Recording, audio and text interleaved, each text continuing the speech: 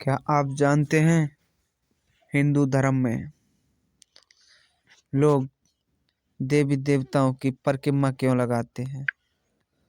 आपको पता है? आओ जानते हैं। धार्मिक और वैज्ञानिक इसका क्या महत्व है। कहानी को पूरा सुने और अंत तक सुने। इस कहानी में बने रहें। हमारे चैनल पर भी नए हैं तो सब्सक्राइब कर लें। आओ जानते हैं इस कहानी को अंत तक अवश्य सुने, क्योंकि आधा अधूरा काम ज्ञान किसी काम का नहीं होता। हिंदू धर्म के ज़्यादातर लोग देवी देवताओं का आशीष प्राप्त करने के लिए मंदिर जाते हैं। इसी क्रम में वे मंदिर के चारों ओर परिक्रमा भी लगाते हैं। आप भी मंदिर के चारों ओर परिक्रमा अवश्य की होगी। मंदिर में भी नहीं बल्कि गुरुद्वारा में भी पाठ करने के बाद चक्कर लगाते हैं। इसके अलावा भी आपने सुबह सूर्य देव की पूजा के दौरान भी साधकों को गोल गोल घूमते देखा होगा। लेकिन क्या आपको पता है परिक्रमा क्यों लगाई जाती है? इसके पीछे की क्या वजह है? आइए जानते हैं। पूजा अर्चना करने के बाद परिक्रमा क्यों लगाई जाती है? हिंदू धर्म में मंदिर की परिक्रमा लगाना शुभ माना जाता है। धार्मिक शास्त्रों के अनुसार मंदिर और भगवान के आसपास परिक्रमा करने से सकारात्मक ऊर्जा शरीर में प्रवेश करती है। इस ऊर्जा को जब आप घर लेकर जाते हैं तो घर से नकारात्मक ऊर्जा चली जाती है और सकारात्मक ऊर्जा का प्रवेश होता है, जिससे घर में सुख शांति आती है। पौराणिक कथाओं के अनुसार जब भगवान शिव के दोनों पुत्र गणेश और कार्तिक के बीच पूरी सृष्टि के चक्कर लगाने की प्रति श्रद्धा चल रही थी, तब गणेश जी ने अपनी चतुराई से पिता शिव और माता पार्वती को पूरी सृष्टि मानकर 3 चक्कर लगाए थे। इससे विजय प्राप्त भगवान गणेश को प्राप्त हुई थी।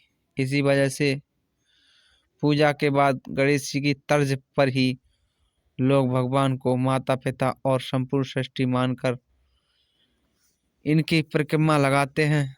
माना जाता है कि ऐसा करने से घर में धन समृद्धि आती है और जीवन में खुशियां बनी रहती हैं। मंदिर में हमेशा परिक्रमा घड़ी की सुई की दिशा में करनी चाहिए। इससे भी समझ सकते हैं कि आपको हमेशा भगवान के दाएं हाथ की तरफ से परिक्रमा शुरू करनी चाहिए। परिक्रमा कम से कम 8 से 9 बार लगनी चाहिए। परिक्रमा करते समय बात नहीं करनी चाहिए, बल्कि मंत्रों का उच्चारण, भगवान का ध्यान करना चाहिए या जयकारे लगाने चाहिए। परिक्रमा लगाने के पीछे धार्मिक ही नहीं बल्कि वैज्ञानिक कारण भी जुड़ा हुआ है। माना जाता है जिन जगहों पर हर रोज पूजा होती है वहाँ एक सकारात्मक ऊर्जा विद्वान रहती है। जब इस ऊर्जा में मनुष्य प्रवेश करता है तो उसके मन में शांति आती है और आत्मबल मजबूत होता है।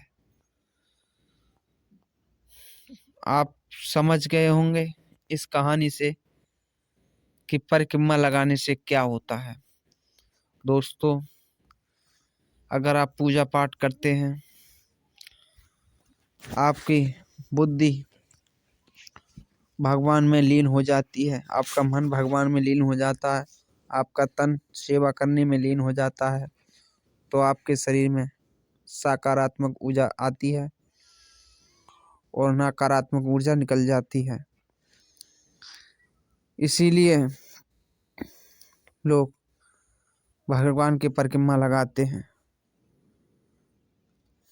और जहाँ रोज हमेशा पूजा पाठ होती है वहाँ हमेशा सकारात्मक ऊर्जा होती है, और जब घर वापस आते हैं तो सकारात्मक ऊर्जा ही लेकर आते हैं, जिससे अपने घर की नकारात्मक ऊर्जा सब भाग जाती है और घर में सुख शांति